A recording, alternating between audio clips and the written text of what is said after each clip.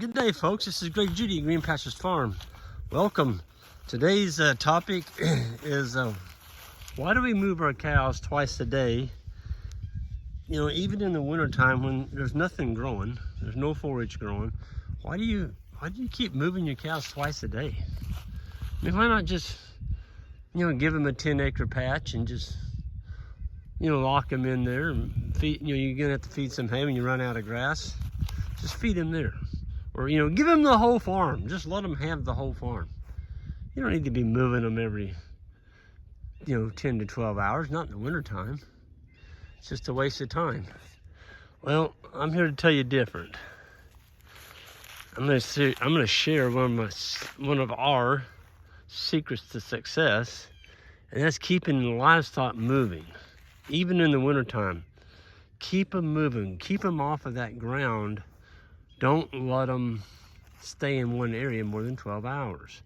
So here I'm looking at this is stockpile, this is fescue, and this was grazed about 40 days ago.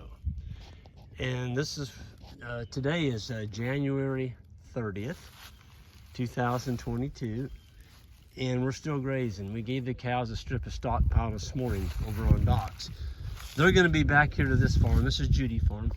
We're going to be back here on February 26th, according to our grazing chart. So this land still gets another, you might say, almost 30 days of rest, which is going to give it 70 days rest since the time we graze it. And you're saying, but Greg, it hasn't grown back since you grazed it. You're right, it's wintertime. But look how clean it is. I mean, this land is clean. It's had snow on it. It's had some rain, thunderstorms on it. It's had cold weather. And when those cows come into this paddock, they're gonna be doing cartwheels. And that's because it's clean and fresh smelling.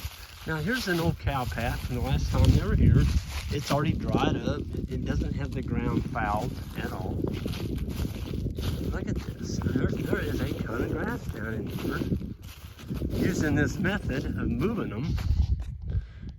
And okay, so I get this, people say, but Greg, why you want to move them in the wintertime? You're not worried about it regrowing. I'm worried about them standing and they're pooping their pee. And you got to remember, a cow grazes with 5 mouths. What are you talking about? What do you mean they graze with 5 mouths? Well, I'm talking about everything the cow steps on with her foot. She's got manure or pee on her feet, she's not going to eat that section of grass that she steps on, so you might as well say she ate it. That's 5 mouths. So they're fouling 4 steps where they take a step, then the other step would be their mouth. They're taking that one down in the gut. But you put 350 head on this bottom right here, they're going to foul a lot of this. That's what happened. That's why we got so much forage left. But guess what? It's had some snowfall on it. It's had been rained on, and now it's super, pretty darn good quality forage. They're gonna graze this and do quite well on it. And if it looks like they're not happy, we may give them a bale. But that's the across the creek there, that little creek that comes through here. That's the eastern gamma grass field. We're even gonna graze that because there's some fescue growing in amongst that. Eastern gamma.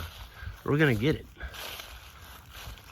So every day you can graze in the wintertime where the cows don't have to be fed. They can feed themselves.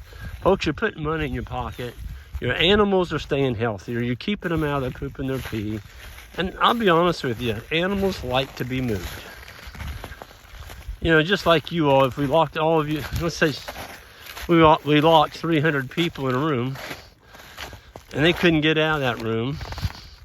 And let's say you're on a week-long rotation. You're gonna put them in there for a week. You think those 300 people are gonna be happy in there? I don't think so. There's gonna be some fights and arguments break out. There's gonna be people getting sick. Nothing else, just sick of being in one place for 2 weeks or whatever rotation you decide. So when I became a full-time rancher, I decided we're going to move them twice a day. And the more times that I started moving them, I found out that everything started doing better. I started growing more grass. The cattle health, it improved dramatically. Started getting a higher calving rate, higher breed back, fatter calves, and the list just goes on and on. So if you want to make money in agriculture, grazing agriculture, don't complain about not making money. Get out there and move a wire. Okay? I've got the tractor out today. It's got the grapples on it. The boys cleared this fence row out, took all the cedars, the limbs that pretty much engulfed that high tensile fence there. And the boys made piles out here, and I came along with that grapple, and I just stacked it. If you cut cedars, I'll show you where they are stacked. If you cut cedars and you pile them on your pasture and you leave them, all you've created is a dead spot. See right here? That's where they were stacked. Now, all the cedars that I stacked still had their needles on them. If I'd have waited till this spring, there's a little dead one somebody cut. If I'd have waited till this spring to come in here and stack these, all the needles would have fallen off on that soil. And goodbye clover, goodbye grass, hello broom sedge. That's what you're gonna have. Is you just turn that soil acidic. Wow, check this out. Indian grass. There's a nice plant of Indian grass. So I'm gonna take my hands like this, and I just there's another little plant. I just combined that seed. I'm gonna mix it up in my hands. I'm gonna walk across the top of this ridge with it, seeding it, so when the cows come in here, they'll trample that seed on the ground. There. Okay. I'll remember this. It's right on the break of this hill. We'll see next summer if we have more plants. That'll be a really interesting little deal. But I'm headed over to the new Silvopasture that we're developing on the lifetime lease, and we've cut in there now for 4 days, the boys and I, and it's unbelievable how many trees we've taken down, junk trees, and most of them were hollow in the bottom. Maybe not hollow, but they had dead spots in them. And we got rid of them. We knocked them down. We got a ton of firewood. So far, we've probably got 35, 40 saw logs on the ground. And then we've got probably, I would say, around 500 to 600 shiitake logs that are 4.5 to 5 foot long. The diameter on those shiitake logs are anywhere from 3 inches up to 8 inches. So we've got our work cut out for us. We're gonna have a ton of inoculating to do, and we'll get that done in March. That's usually when it's a little warmer. We can stand outside in our inoculation yard and work for 2 or 3 hours, get a group of people, and we can knock out a ton of logs. We're not gonna knock out 500 in one day, but you know, you just break it up and maybe do 120 a day or something like that. But that Silvopasture, I'm gonna be doing a video on it. I took a before video and one after what we've got cleared so far, and we've got some huge brush piles over there. So I'm gonna go get those and commingle them, get them all stacked together. We'll have some rabbit in there. We've got so much brush.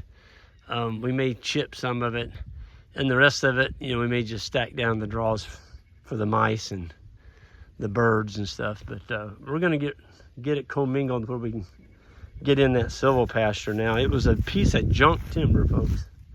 I mean junky timber. The trees on it were just really bad shape. Most of them were 7, 8 feet apart, and it just too much competition.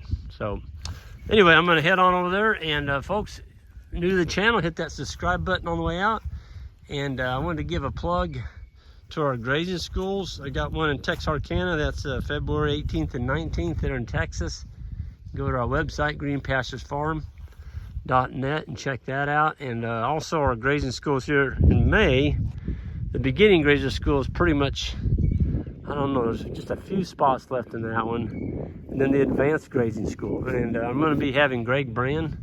He's going to be helping me teach the second school. It's a 3-day.